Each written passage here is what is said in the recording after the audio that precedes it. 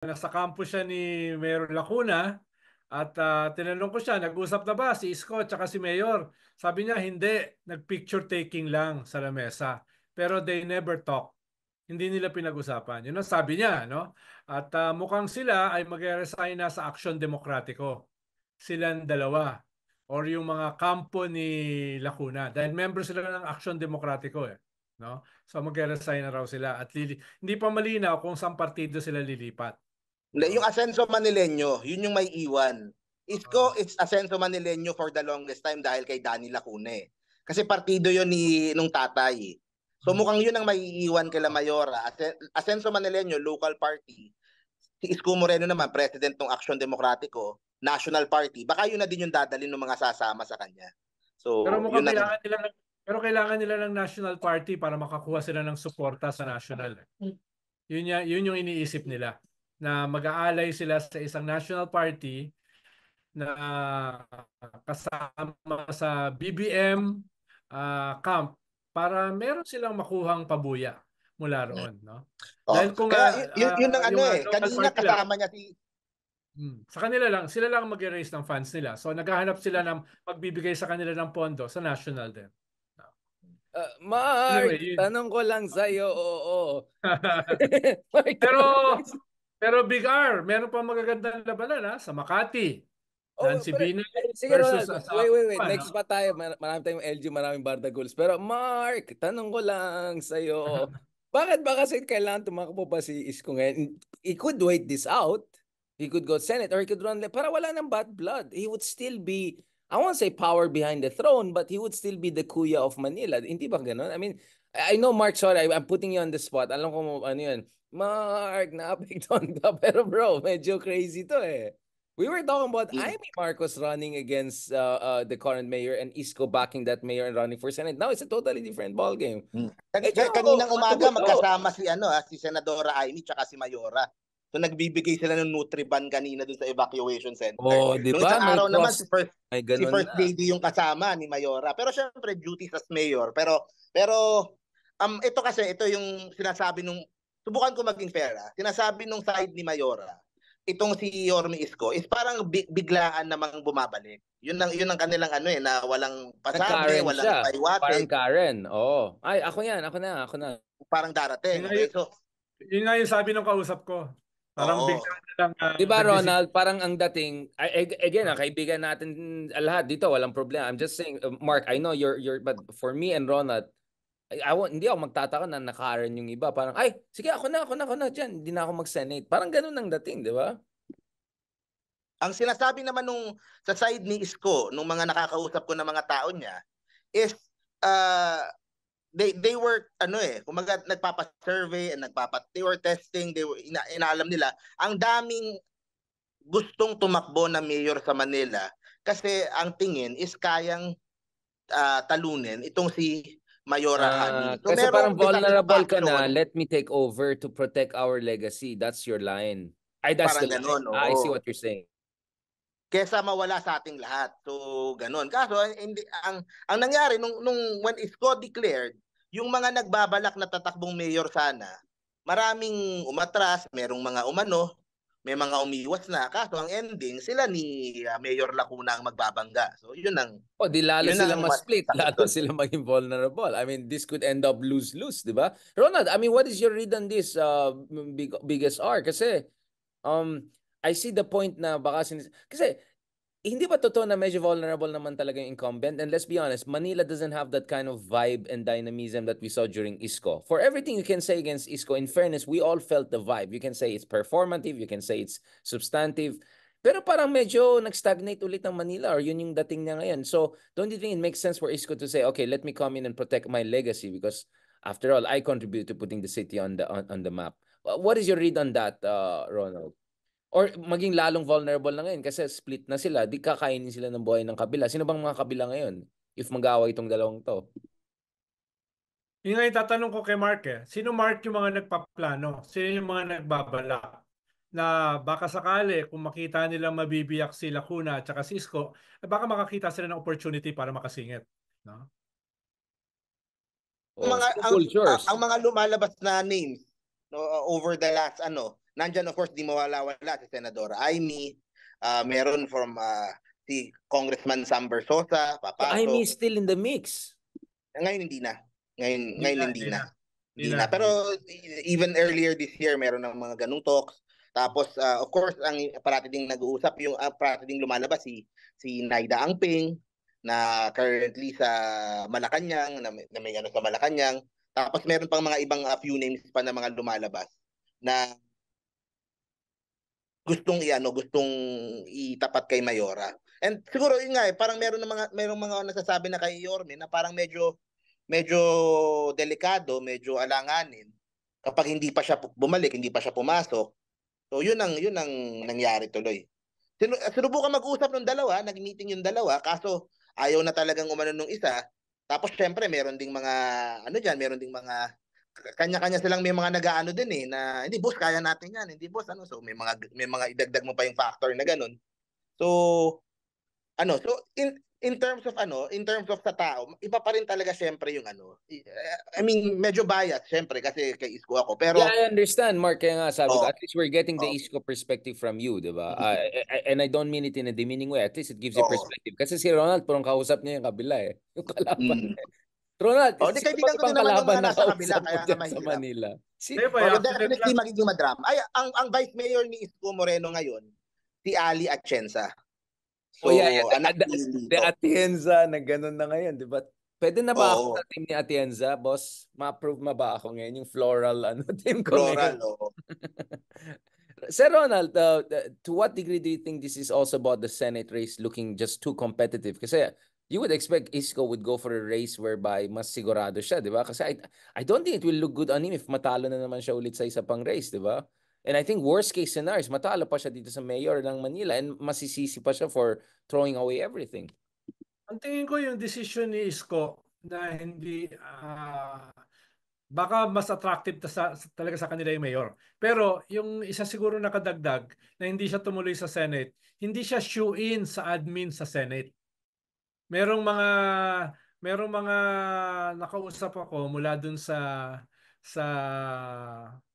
administration na parang ang tingin nila kay Isko ay hindi nila makaka-teamwork. So may mga reservation. Katulad ng may reservation kay Ping.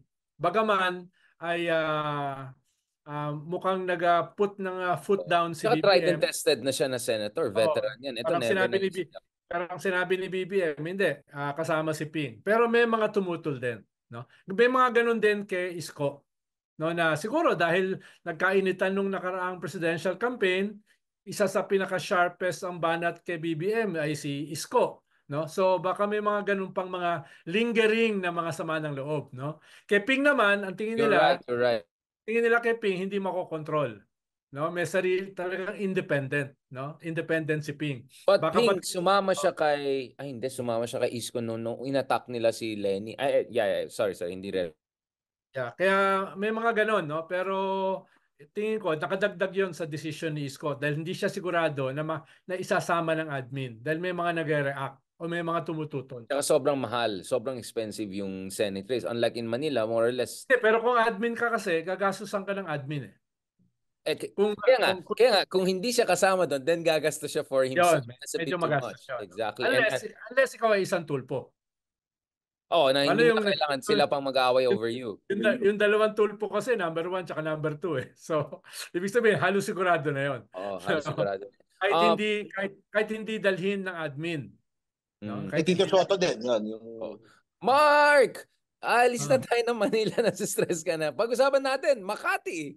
Kamusta ang away dyan sa Makati? Mukhang mas madugo pa yung Makati. What's going on there? Well, si Abby tatakbo as senator eh. Hindi siya tatakbo sa Taguig na iba pang usapin. Dahil mukhang may coalition of the willing sa Taguig laban sa asawa ni Alan Peter.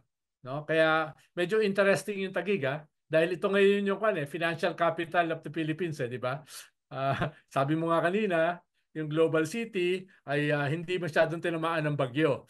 Diba? Parang Tokyo level yan Brand new Kaya Tokyo. medyo intense ang bakbakan dyan. At I'm almost sure may susuportahan ng Malacanang dyan sa laban na yan. Medyo I wanna ask both of you. medyo personal sa Malacanang yung labanan sa Taguig. Okay, so we discussed the Taguig Makati thing last time when lumabas yung Cayetano versus Nancy Binay Bardagulan over the Senate building. But just for the purpose of people na hindi nila na-follow or nahilo sila, ano ba talaga itong Taguig Makati jurisdiction issue and what is the latest on that? Tapos na ba? May nanalo na ba talaga sa away na yan? Ronald Mark. Yung 10 barangay. So, ano ba? So, ano yung away ulit? Paano na-resolve na ba yan? Tapos na ba yan? Ano ba talaga nangyari dito? Yung 10 just for those who are not familiar. Tapos na yan, yung 10 barangay ng Makati na pumunta sa Taguig, no? Nandun na yan, no? At walang balak si Abby na gamitin yon para siya ay lumaban for mayor. Ang takbo niya ay Senate. Inaayos na niya yung kanyang machinery. Pero yung kanyang 10 barangay captain na lumaban sa kandidato ng mga Cayetano dun sa 10 barangay na yon ay lahat panalo. So, ibig sabihin, solid yon sa mga kay Abby Binay. Yung 10 barangay na sumama na napunta sa kabila. So, they're part of the other side. Na ngayon ay more than 30%. 30 right. to 35% ng total population ng Taguig. Kaya significant yun. Significant yun. Tapos, wait, yung mga... pwede sila tumakbo sa Taguig rin? Oo, ha? Ang ruling ngayon is yung mga EMBO na barangay, yung 10 barangay na nalipat sa Taguig, they can vote for lahat ng posisyon except congressman. Except Congress. So hindi sila pwedeng bumoto ng congressman. Pero councilors pwede, no? Pwede. Congress lang. So mayor, vice mayor. Unless gumawa ng bagong district ang Congress. No? Hindi naabot. Hindi lang. Susunod na yun. So sa Makati, merong isang distrito sa Makati na may 3 barangay lang. Oo. So yun. So imagine that, 3 barangay lang ang boboto dun sa isang congressman. Sarap buhay, di ba? Sarap buhay, di ba? Baka, Ronald, pwede ka na dyan. Yung 0.6% mo, baka pwede ka maging congressman dyan. 0.6%. Hindi, ang bubuuin ko, kulto. Yung 0.6%. Medyo mas malaking kita dyan sa congressman. Kulto yun. Mas maganda kita. Talagang pagkulto, lahat un-itemized budget, puro mga hindi confidential. Pero ang dagdag pa dyan, yung mga Binay, si Abby Binay, yung Tinga, plus yung ilang mga dating kaalyado ng Cayetano, baka mag-unite para gumawa ng bid sa Taguig. Kaya maganda ang labanan. Ayun, yun ang tanong, sinong mga taga Makati ang lalaban na sa Taguig? Sinong mga konsehal na mga taga Embo na yun nga, sa Taguig lalaban? Yun ang yun ang tanong. Guerrilla warfare sila diyan. Pero sa Ronald, sa Makati ba talagang Nancy at si Campos na talaga yung maglalaban, yung asawa ni Abby? Yes, tuloy na yun.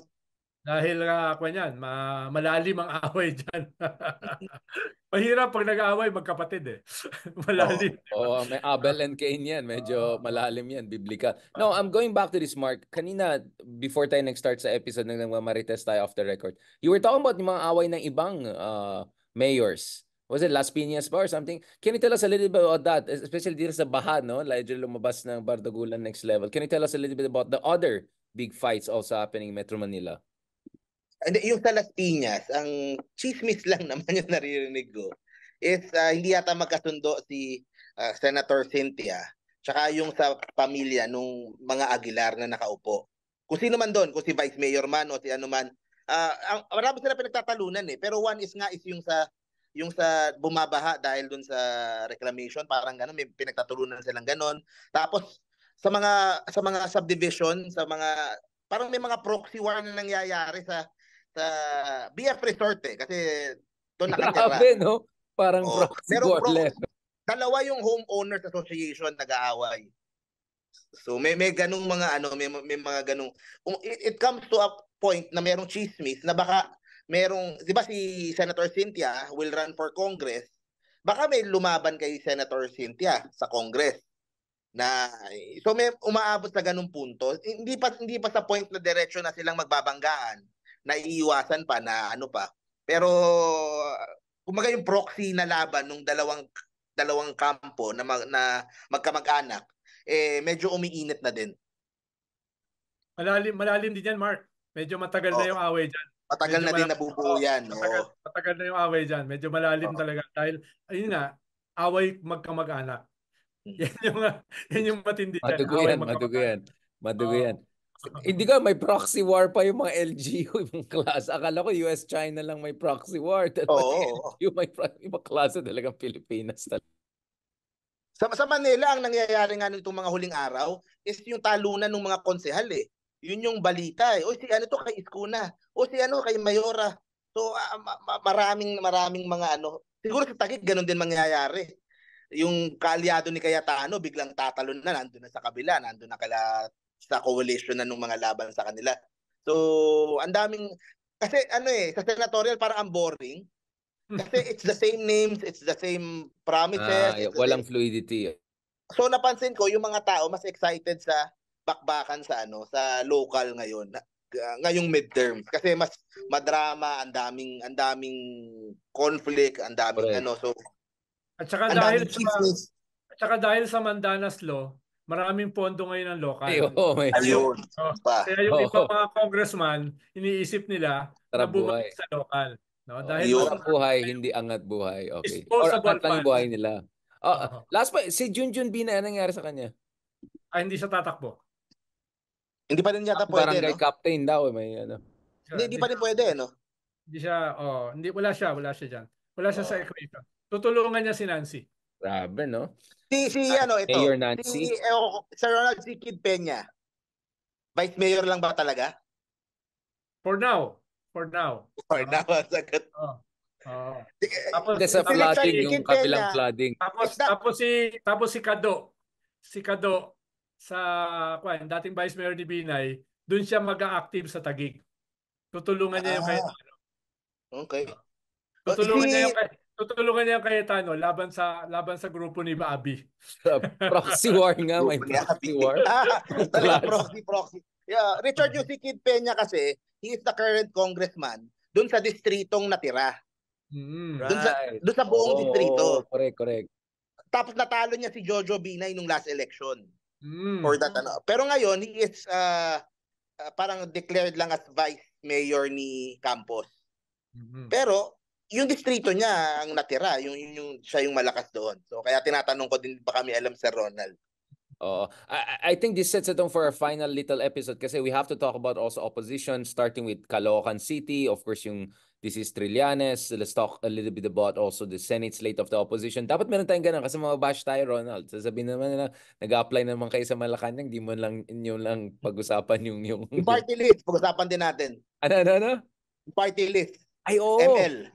Oo, party list. Although may nag-suggestion na pwede na tayo mag-RRM party list. First nominee si Ronald, second nominee ikaw, attorney Gamo, third nominee ako. Kasi yung third nominee, yun yung mabait next generation. Kaya ako yun, for sure. On that note, thank you very much, mga kapatid. Talk to you soon.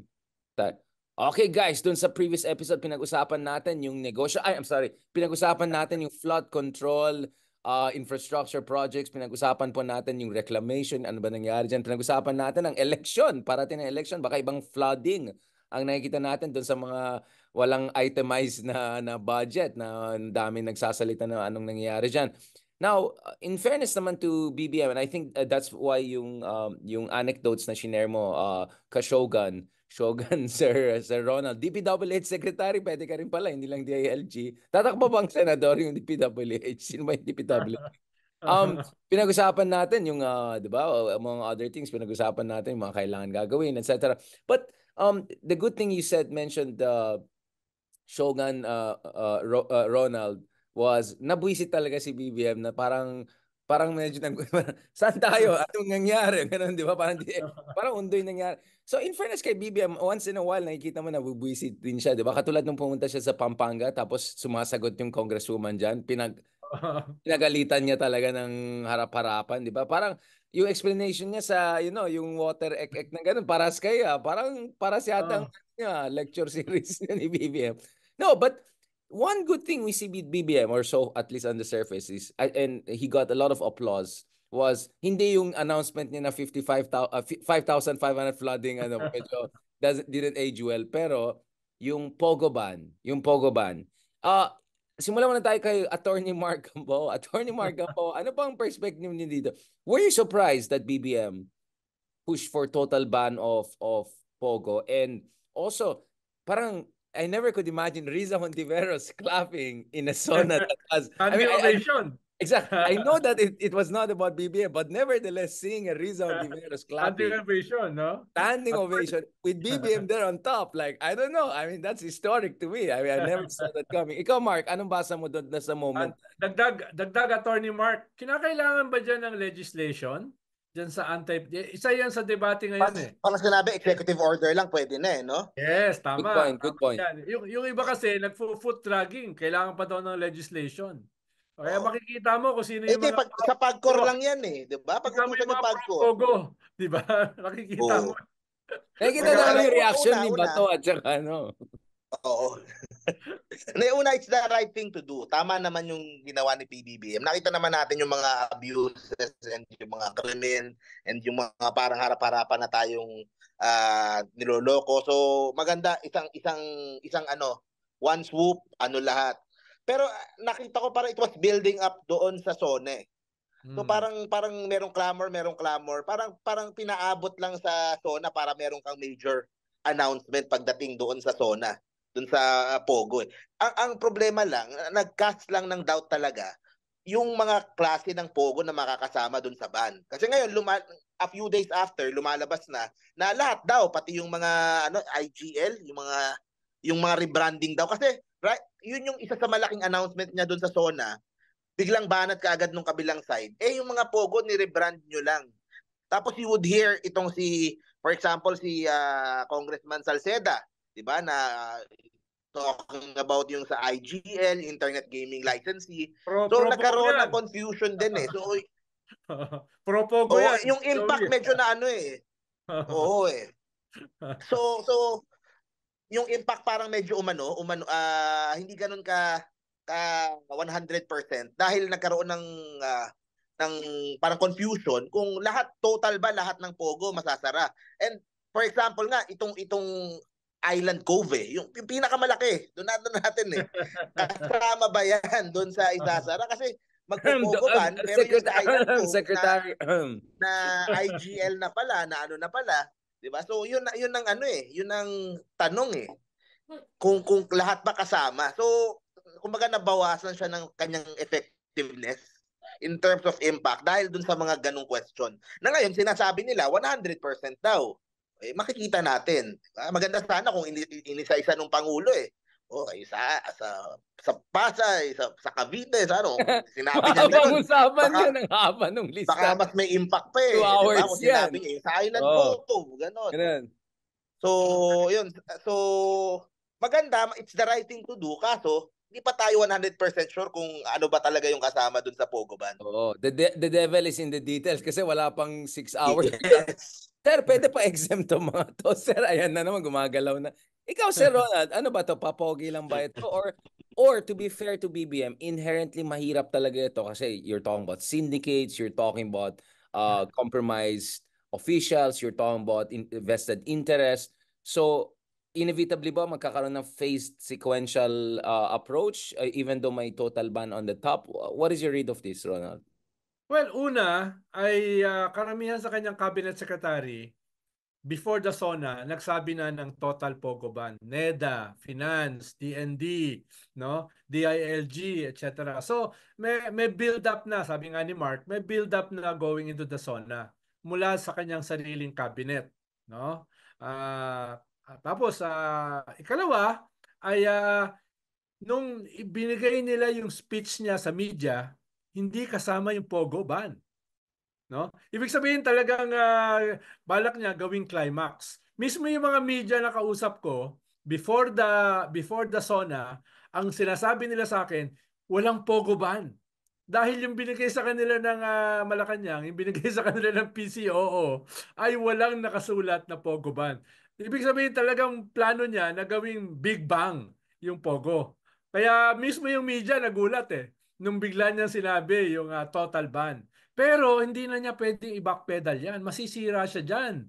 Dahil yan yung highlight ng kanyang SONA. At ang kanyang binitawan, total Pogo ban, walang nuancing, no? Sabi nga ni Win Gatchalian, no? Walang bagong collar.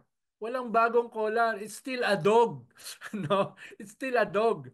Kaya kung yan, inunuwansing niya yan, ayon dun sa mga katulad nila Joey Salceda, no? At yung ilang mga senador na gustong inuwans yan, gawing IGL, no? IGL. Ay, ang laki ng tama sa kanya yan.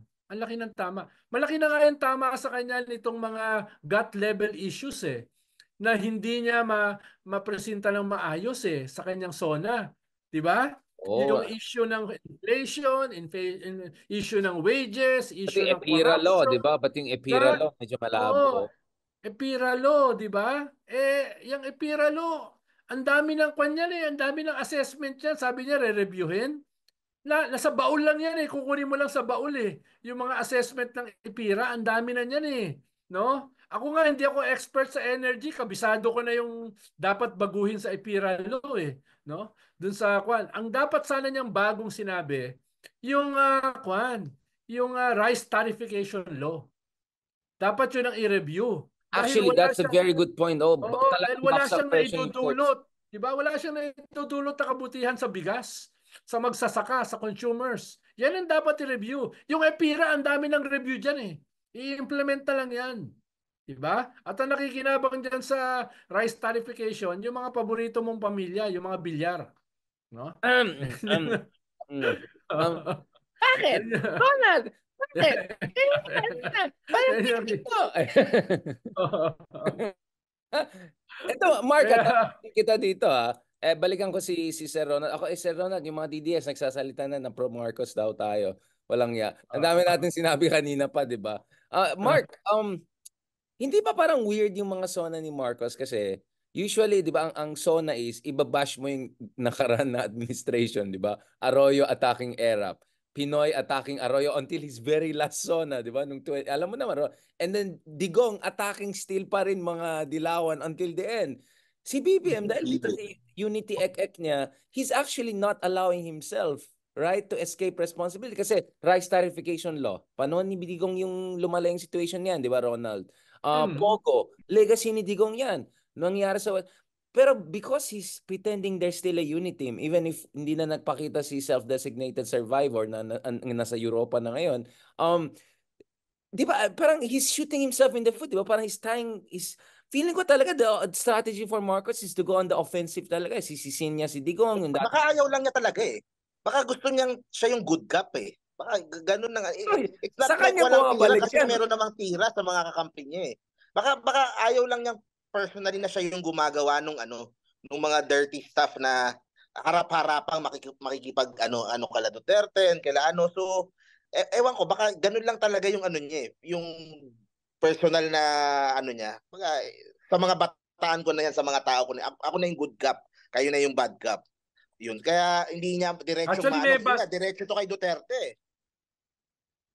Actually, may banat naman siya, hindi lang ganun ka-direct. Within his conflict-averse persona. Diba? May mga pahapyaw siya. Ayoko ng ganun. Within his